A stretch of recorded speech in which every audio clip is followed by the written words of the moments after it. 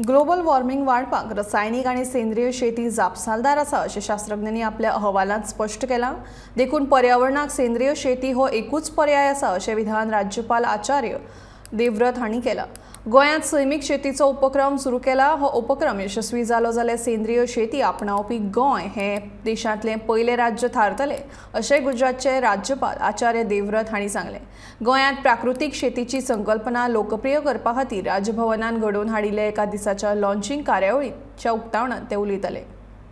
आप सभी का इस कार्यक्रम में बहुत हार्दिक अभिनंदन एवं स्वागत है। पहली बात,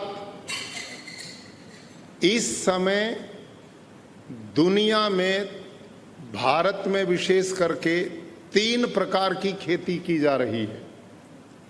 सबसे अधिक प्रचलन है रासायनिक खेती, दूसरी है ऑर्गेनिक फार्मिंग जैविक कृषि, और तीसरी जिसकी बात मैं आपके बीच में करने आया हूं वो है शुद्ध प्राकृतिक खेती।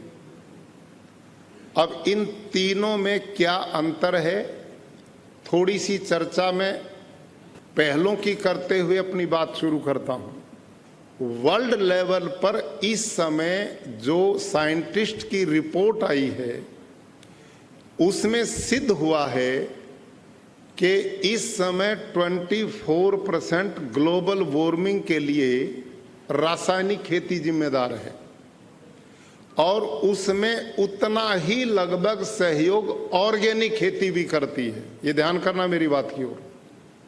उसमें ऑर्गेनिक खेती का भी बहुत बड़ा योगदान है ग्लोबल वार्मिंग में। नंबर 2, जिस समय रासायनिक खेती प्रारंभ हुई वो 60 का दशक था।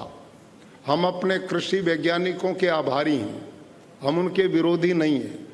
उस समय भारत को अन्न की आवश्यकता थी और उन लोगों ने उस समय हरित क्रांति प्रारंभ करके देश को खाद्यान्न की दृष्टि से आत्मनिर्भर बनाया। वो बधाई के पात्र हैं।